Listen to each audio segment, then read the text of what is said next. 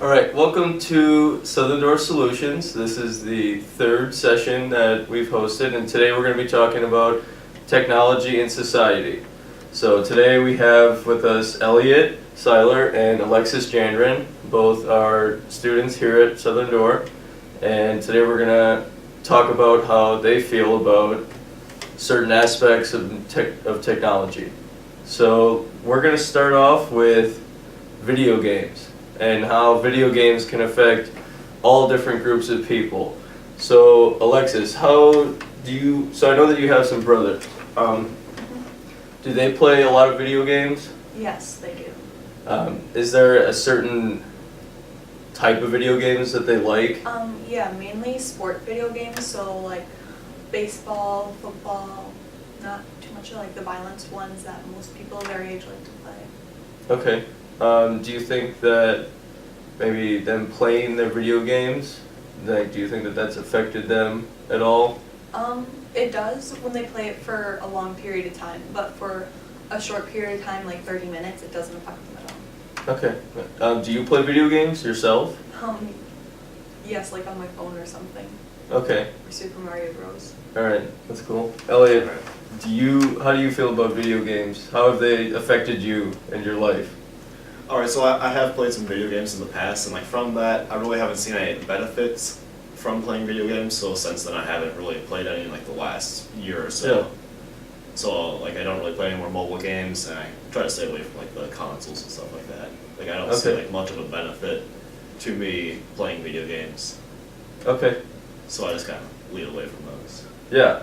Alright, so there was video games. We're going to talk about cell phones now.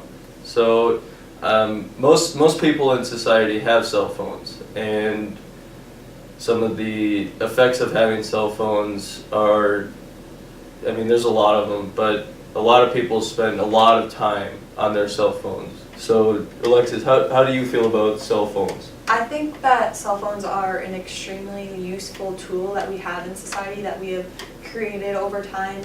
It allows us to stay connected with our peers. We can, if we need to talk to someone, we can text them within seconds, they'll receive it, or we can just call them up at whenever we want. Another benefit of cell phones would be you can like connect to the internet right away, so you can instantly like check the weather, or you can check your email for work. There's just numerous benefits. Okay, alright. Elliot, do you use a lot of what Alexis was just talking about, like communicating with your friends or parents or relatives, or checking the weather? Do you utilize any of those tools? Oh, actually, yes, I do. I do communicate quite a bit with using my telephone, and I think that's probably like the best use for the cell phone. Like, however, I do believe that since like we have started using smartphones more and more often, they have like too many features. So like I'll find myself just checking my phone for like no good reason. Like I don't really have a reason to be doing things on it, and I'll just like find myself like just looking at things on it.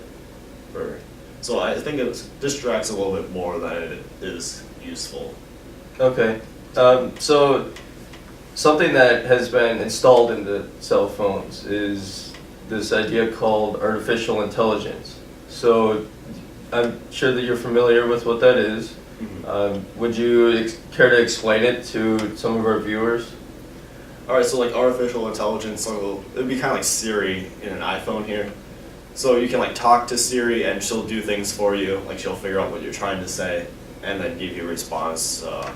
Like if you're trying to search for something, she'll give you like adequate search results, like a contact information or like something from Google. Okay. Would you call that pretty good? Yeah, that I think connected with a lot of our viewers. I know a lot of our viewers use artificial intelligence in their daily lives. Alexis, how do you use artificial intelligence? I usually use it every morning. I used it this morning. I usually ask my phone what the weather's going to be like today on an hourly basis, and then from there I can plan out what I'm going to wear so I have not too warm and not too cold. So it's a very basic way, but that's how I use it. Alright.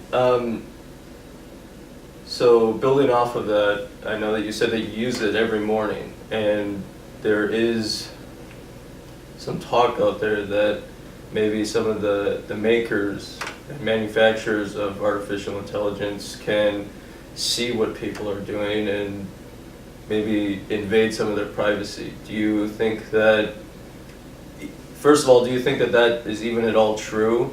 And if it were to be true, would you change some of your habits?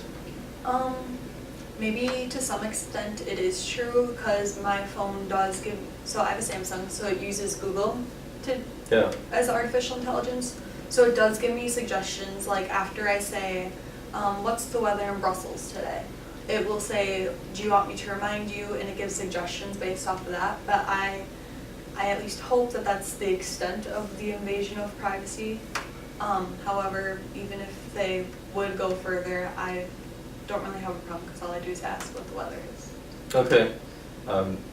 So some people use their cell phones to buy different products, and Amazon is one of those big companies out there that sells and they distribute all sorts of products. There has been some talk about using drones to deliver some of those products. Do you think that, I know that you have to send out your address to begin with to be able to have somebody to come to your house, but would you be comfortable sending your address to a drone and submitting it into all the AI and artificial intelligence that's out there? Yeah, I would have no problem with that. However, if I lived in maybe a bigger city versus in a rural country where my only neighbors are my cousin and my grandpa, in a bigger city, it'd be a little bit more confusing with apartment buildings and such that they Yeah. wouldn't be able to go in there. So that's one downfall of it, of course. So I wouldn't be comfortable in that sense. But where I currently live, I'd have no problem with it. Okay. Elliot, how do you feel about drone delivery services?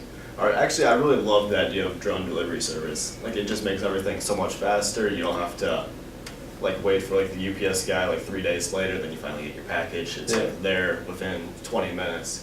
Well, there's a couple logistical issues with drone delivery. Because, first of all, like, these drones, they have, like, a very limited battery capacity. That's the main issue right here, is the batteries, so they can only go so far.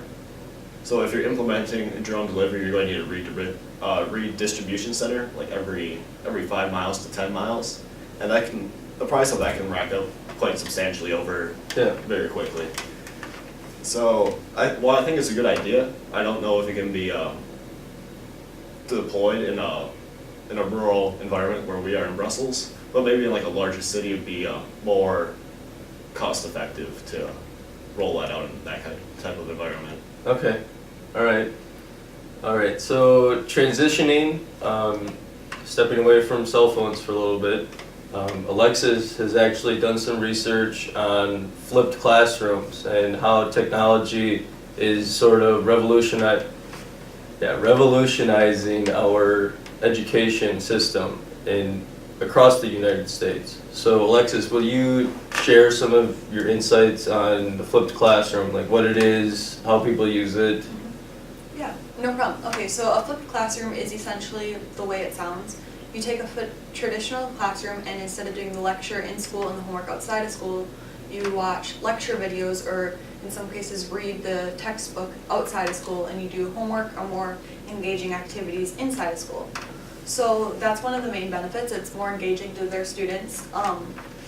Another thing, so with the technology, one major problem that people see is you're increasing the technology time students will have to use, which is a major issue in society, is the amount of technology and screen time students have. But through my research, I found that the amount of screen time is worth it because instead of burying yourself in books all night, you would just be watching videos for like 2 hours to like 1 hour to 2 hours each night. Okay. Elliot, how do you feel about flipped classrooms? You know, I think it's a really interesting concept, but I think there's something to be said about the traditional way that we've learned for like centuries. Well, not really centuries, but for like the past couple decades. Like where we go to a classroom, we learn, then we come back the next day, we learn some more. Like, I think that's just a really good approach, so like the students aren't overly, like have too much material in their heads, so they're not learning way too much in one day. Like because there's a capacity of the amount of learning which you can have in one day. So I don't think we want to, like the flipped classroom will like put us over that threshold.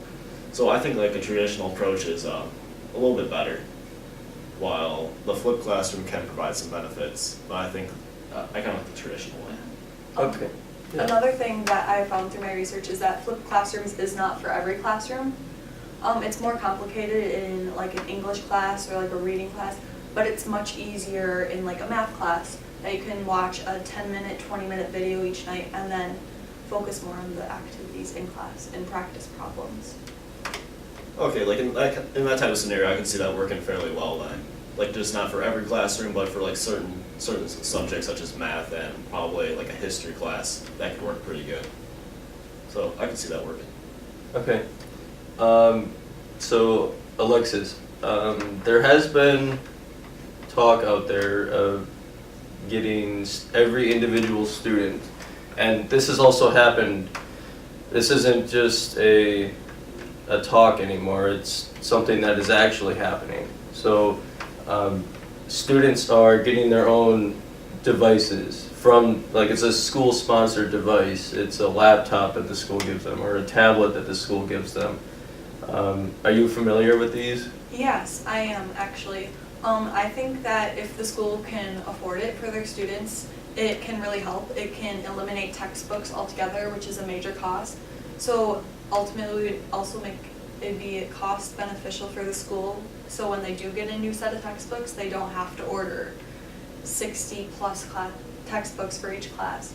They could just give the online code to the students, and each student would be guaranteed to have a device that they could use, where that is currently an issue with lower income students. Okay. Elliot, what do you think of giving each student a personal laptop or tablet device to use for school purposes? Let's see, I think it's an interesting concept. So we could give every student a laptop, but I feel like if the school doesn't have enough funds in order to give every student a quality laptop, we could run into several problems, like where the laptops are like too slow, or like where the school district buys like a insufficient laptop for the purposes. So if there's like fund limitations, but at the same time, I don't think every student needs a school-sponsored laptop, but maybe those who have like financial needs and they have like free and reduced lunch, and like I think those types of students. And so since that's going to be a smaller pool of students, the school can buy a better, more sufficient computing device, and then I think that could work fairly well. Because we don't want to run into a limitation where we go too cheap and then it doesn't work as well as the traditional textbooks would. We want the technology to be better, not to be worse than what we already have. Yeah. All right, so transitioning from education and going into each student can choose their own profession that they want to spend the rest of their life doing. Many of these being maybe like salesmen or librarians or engineers. Most of these professions use technology on a daily basis, and it's really revolutionized how they've done some of their business. Do you think that maybe some professions use too much technology and we should pull away from that a little bit? Let's see, I don't think that the professions use too much technology, because especially in the medical fields and the engineering fields, the technology is definitely necessary, and more advanced technology is always preferred than what we currently have. So I think in certain sectors, such as the medical and the engineering field, it's definitely necessary, but I really don't see a downfall of using more and more computers in our workplaces, because they just make like our lives easier and they can reduce the workload on ourselves. So I think that it just makes it a little bit easier, but I could see where it introduces where we're using computers too much, like where we are, and the computer's not doing enough work, I suppose, kind of like that. Yeah. So like we're spending too much time on the computers. I think that's like a overarching issue that could result from using computers in the workplace. Okay. All right. If you Yeah. can follow that. Yeah, I can follow that. Alexis, do you Do you agree with what Elliot was saying? I agree 100%. There's just a few things that I took an issue with. The whole issue of, so you kind of mentioned it, of computers doing too much work and humans not doing enough work. In the medical field, like, how would you feel about like a robot doing a complete surgery on you with no humans even in the room, just you? Let's see, I'd be slightly concerned, first of all, because I don't want to be like the first one that the robot does a surgery on, but I suppose with enough time the robot could be more precise and have like more ability than a surgeon can have, but I think that would take probably like decades of research and development in order to get a successful surgery out of. But I could see that as a viable option, like after Yeah. enough development has occurred. Yeah, where I think that humans shouldn't be like performing surgeries because of any complications that could occur, not necessarily just like organs like failing during the surgery, but even just like something that they didn't know about ahead of time, like if something was a little, like if your liver was like just a little bit moved than where they traditionally are, or something of that sort, it would cause some complications. Okay. Do you guys have anything else to say? As far as technology and society? I'm good, thank you. Okay, so in conclusion, we talked about many different topics and there was a lot of excellent comments made from Alexis and Elliot. So I appreciate, and I hope our viewers appreciate them coming in. I hope you join us next time. Thank you.